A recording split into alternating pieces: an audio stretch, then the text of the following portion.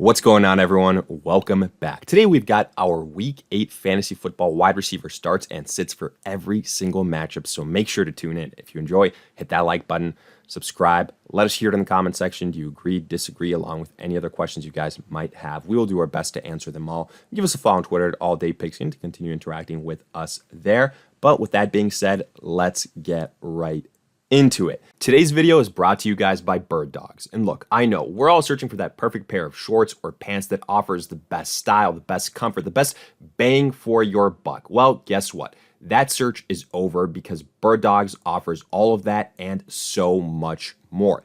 If you're looking for shorts, they have a ton of options with active wear, casual wear, or even beach wear. On top of that, their pants have a selection of khakis, joggers, and sweatpants. So what are you waiting for? Regardless of the occasion of the season, get yourself the most stylish, the most comfortable pair of pants with a built-in liner from Birddogs.com. And if you use promo code ADP today, you'll get a free rope hat with your purchase. Again, that's Birddogs.com, code ADP, and you'll get a free rope hat with your purchase. Make sure to check out birddogs.com, link in the description, and we kick off Week 8 on Thursday with the Ravens at the Buccaneers. So let's start with the Ravens side of things here because it's a little bit more complicated and not as straightforward. It's a short turnaround. Rashad Bateman's name here has an asterisk next to it. That's because he is banged up. Ultimately, he did play last week, but he wasn't 100%. However, he did lead the team in targets. That's not saying much, however, because Lamar Jackson had less than 10 completions. So that does leave a lot to be desired, which you might be surprised. Well, how can you have Devin Duvernay's name listed here as well? He's not going to get the volume. The reason why his name is here, again, it's a short turnaround. It's from Sunday to Thursday. Bateman's not 100%. Mark Andrews also limited / not practicing. If those guys don't play, even if it's just Rashad Bateman that doesn't play, Duvernay is going to lead the wide receiver group for the Ravens in terms of targets. That could be valuable. That's low-end wide receiver 2 upside here. I do think the Ravens are going to have to pass the football versus this Buccaneers defense. So in that scenario, I would start Devin Duvernay. If Rashad Bateman plays, however, I wouldn't get too cute. I still think that this offense mainly runs through Mark Andrews and through Rashad Bateman. And then afterwards, it's just a little bit too boom or bust. So in that scenario, I would sit Duvernay. For the Buccaneers, it's pretty simple. Mike Evans, Chris Godwin, these two guys have been target hogs, especially with how bad the rushing attack has been for the Buccaneers. So, I mean, in PPR formats, they have been great options, mid to high-end wide receiver 2s. You throw in a touchdown, they go in the wide receiver 1 category, and then there's a big drop-off afterwards. That's why Russell Gage is a sit. Julio Jones, I mean, he hasn't really played since the start of the season, so he is a non-factor. Then Broncos at the Jaguars. Funny enough, all the Denver wide receivers I currently have as sits. Now, maybe that might change here depending on what happens with the quarterback situation, but Russell Wilson didn't play last week. Is he going to play this week? Is he going to sit out? I'm not confident in a backup quarterback, even though, Jerry Jeudy did have some success. Courtland Sutton did see a lot of targets. But to me right now, this Broncos defense just way too difficult to trust. There's trade rumors surrounding Jerry Jeudy as well. A lot of factors here. If Russell Wilson plays, then I still think Courtland Sutton is the top guy on this offense, but that's not saying much because pretty much all these wide receivers are a bit touchdown or bust, and they're in the low-end wide receiver 2 category, so tough to get excited about them. But for the Jaguars, Christian Kirk, he continues to lead the team in targets. I think he maintains a good mid to high-end wide receiver 2 rows. Zay Jones getting a lot of targets as well. Marvin Jones, not to be left, too far behind, but again, I think it's a 2-man race here. So that for that reason, it's Kirk, it's Zay Jones, and then Marvin Jones, that next guy up. I think it's just too difficult to sustain that fantasy success for all 3 of these guys. Kirk in the wide receiver 2 category, Zay Jones, wide receiver 2, wide receiver 3. Afterwards, Dolphins at the Lions. Let's start with the easy part. Tyreek, Jalen Waddle, they are the must starts. I think this is an easier defensive matchup versus the Lions. I think Tua is going to have a big game here. So the wide receivers, both are arguably low-end wide receiver 1s. For the Lions, Amon-Ra St. Brown didn't really do much last week in his anticipated return. He took a hit, concussion protocol, even though it wasn't really a concussion, it was more so out of a precaution. So yeah, he didn't do much of anything, but he is expected to play here, so you start him. He's still the highest upside wide receiver. I have him as a mid to high end wide receiver too. And then Josh Reynolds, all things considered, DJ Shark on IR, Amon Ra didn't finish that game. Reynolds should have seen more action, so might be a bit of a surprise to see him as a start here, especially if DeAndre Swift returns as well. He's going to catch some passes. Khalif Raymond outplayed Josh Reynolds, but I do think a lot of that has to do with the fact that Reynolds wasn't 100%. Now with some more time in between games, I think he's going to reestablish himself as the wide receiver 2. I think that's going to bring some value. Again, though, he is in the wide receiver 2, wide receiver 3 category. I would not go chasing the points with Khalif Raymond. Then Panthers at the Falcons. Really only one name that you're going to be considering here. That's DJ Moore. Don't let last week's game, fool you, though. That's not going to be DJ Moore every single week. I mean, only the week prior, PJ Walker barely threw for any yards. DJ Moore did nothing. So that was kind of a fluky situation, what he did versus the Tampa Bay Buccaneers. Keep that in mind, but however, you're still going to start him. He's the best pass-catching option in this game. I think he is a low to mid-level wide receiver too. For the Falcons, Drake London is really the primary guy, but the Falcons right now are a run-first team. There's not a lot of passing volume here, and they're not targeting their top guys. London, Kyle Pitts. So I can't really advise you to start any of these pass catchers. So for that reason, London is a sit for me. Moving on, Cardinals at the Vikings. I'll start DeAndre Hopkins. I told you as soon as he came back, especially with Marquise Brown hurt, he would be a volume monster. That's exactly what happened. He's a wide receiver 1, especially in PPR formats again. And then even though Rondale Moore was very disappointing last week, it's not going to be every single week that the Cardinals have 2 defensive touchdowns. They're going to have to throw the football to keep pace with the Vikings. Rondale Moore is that number 2 wide receiver. Robbie Anderson, he's still new to the team. I don't think he's going to be utilized as much as Moore. I would take a flyer on Rondale Moore here. I think he's in the wide receiver 2, wide receiver 3 range. Then for the Vikings, Justin Jefferson, top 5 wide receiver. We don't really have to say much else. And then Adam Thielen. Cardinals defense doesn't scare me. I think he can be a solid low-end wide receiver 2. And then, like I mentioned before, Robbie Anderson is a sit. Moving on, Bears at the Cowboys. I am only interested in CeeDee Lamb here. I think he is going to, have a bit of a bounce back game.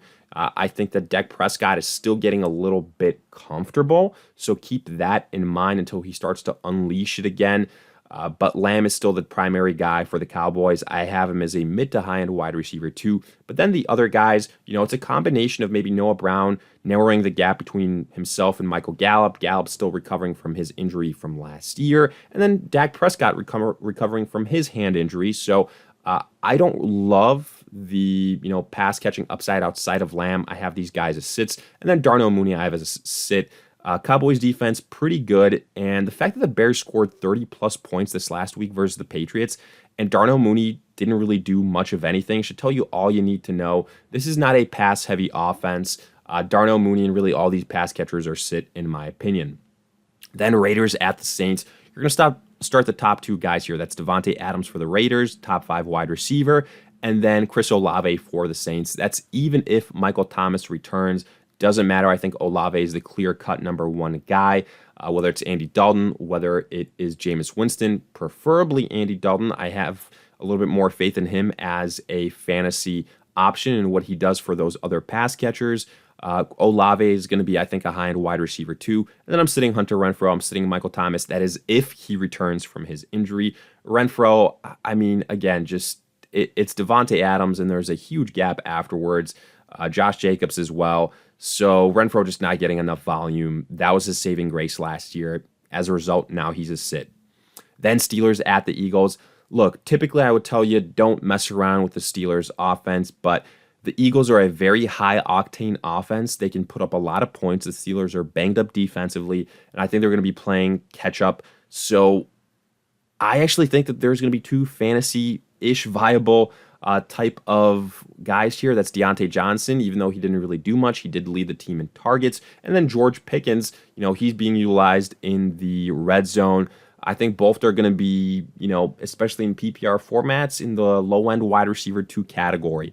Then for the Eagles, A.J. Brown, Devonta Smith, those have been the top 2 guys. I'm continuing to roll with that. A.J. Brown has the higher upside, low-end wide receiver 1. Devonta Smith, a bit of a boomer bust wide receiver 2. And then Claypool, just too many mouths to feed.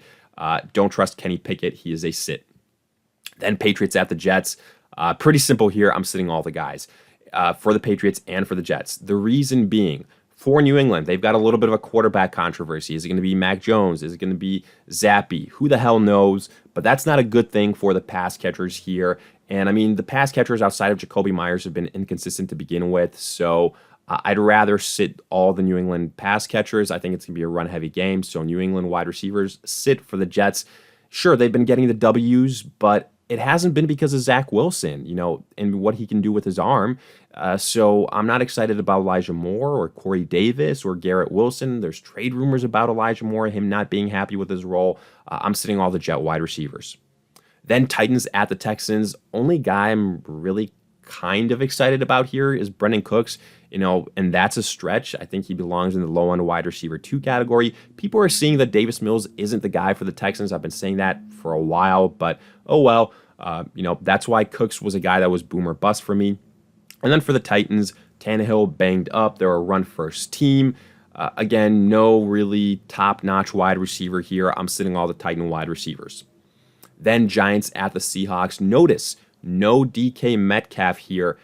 He's injured, even though Pete Carroll won't come out and say he's not going to play this week. I think everyone is anticipating that. In fact, anticipating a multi-week absence. So Lockett should see a lot of volume here potentially, even though I think it's going to be a Kenneth Walker type of game. Some people are going to chase the touchdowns with Marquise Goodwin. I wouldn't personally do that. I think Lockett is the top guy, and there's a big drop-off afterwards. I have Lockett as a mid-level wide receiver 2. And then for the Giants, I've been saying this for several weeks, and for the most part held true. You sit all the Giant wide receivers. Again, the Giants are winning, but it's because of Saquon Barkley and Daniel Jones, but because of what Daniel Jones can do with his legs, not his arms. So you're sitting the wide receivers for the Giants. Moving on, Commanders at the Colts here. So you got Heineke in his first game this season, beats the Packers. McLaurin looked good, but again, let's not forget that this was the case on several occasions last season. At certain points, Heineke will implode, folks. That's why McLaurin was so boomer bust last year. And it's going to happen at some point again this season. That's why I have Curtis Samuel currently as a sit. Again, I'd rather go with the top guy here, especially since he's already boomer bust. So for that reason, McLaurin, the wide receiver 2, boomer bust category. Then for the Colts, big news for them. Matt Ryan done for the year. Whether you want to say it's because he was benched, injury, whatever. Ellinger is the next guy up at the quarterback position. Even though Paris Campbell was broken out these last 2 weeks, it was with Matt Ryan. I want to see what the new quarterback situation precipitates first offensively for the Colts. Ellinger was more of a run-heavy type of quarterback out of college, so I don't want to get too cute here. I would bank on Pittman, but I do think he also loses a little bit of upside. I have him as a low-end wide receiver too. And then maybe we can talk about Campbell and Pierce as starts after we see what this offense looks like this week. Moving on, 49ers at the Rams. You start Deebo Samuel, you start Brendan Ayuk, but I will say both of their upsides have been lowered with the trade of Christian McCaffrey to the 49ers. He wasn't utilized as much this last week, but this week with, a lot more time to prepare, get familiarized with the offense, you better believe he's going to be more involved. So the upside for Samuel and Ayuk goes down. I have them both as in the wide receiver 2 category. Then for the Rams, Cooper Kupp, top 3 wide receiver. No need to really say anything else there. Allen Robinson, I think, he had some success before the bye week, but again, due to touchdowns, and I just don't think he's going to see enough volume. So to me, he's too boomer bust. 49ers decent defense. I'm sitting with Allen Robinson here. Then Packers at the Bills. Let's start with the Packers. A lot of names that you see here. You might be surprised considering how bad the Packers have been offensively. The reason for that, though, look, if Allen Lazard plays, ignore all the other names, Watkins and Romeo Doubs. But right now, his shoulder is in a sling. Wouldn't be shocked if he doesn't play this week. So what does that mean? Well, that means that the Bills are the much better team here. That's not really related to Allen Lazard, but they're going to be putting up points on the Packers, and the Packers are going to have to pass the football. It won't just be able to be Aaron Jones. If Allen Lazard doesn't play, look for Sammy Watkins and Romeo Doubs to get opportunities. I would take a flyer on both of them because I think the Packers are going to have to throw the football here more so than in any other game. So both guys should see some opportunities. If Lazard plays, then I think it's a little bit too risky. For the Bills, Stephon Diggs, Gabe Davis, the Packers haven't been all that great. The Bills have been elite. Josh Allen has been elite. Stephon Diggs, top 3, top 5 wide receiver. Gabe Davis, high upside, high-end wide receiver too. Then afterwards, I wouldn't get too cute. Isaiah McKenzie, a sit. Then Bengals at the Browns. Normally, I would say sit at least one of these guys, but, the Browns defense doesn't scare me all that much. The Bengals, at least Joe Burrow, kind of getting into form a little bit. And for that reason, I think Chase, Higgins, and Boyd, when you pair it up with the defensive matchup, can have some opportunities. The way they're listed is how I view them in terms of upside. Chase the highest, then Higgins, then Tyler Boyd. And for the Browns, Amari Cooper is a start. I have him as a high-end wide receiver too. Then maybe to your surprise, Donovan Peoples-Jones is a start for me here. The reason for that, David Njoku is going to miss several weeks with an ankle injury. He was a big part of this offense. Now I think DPJ is going to see more targets. He's another big-bodied pass catcher.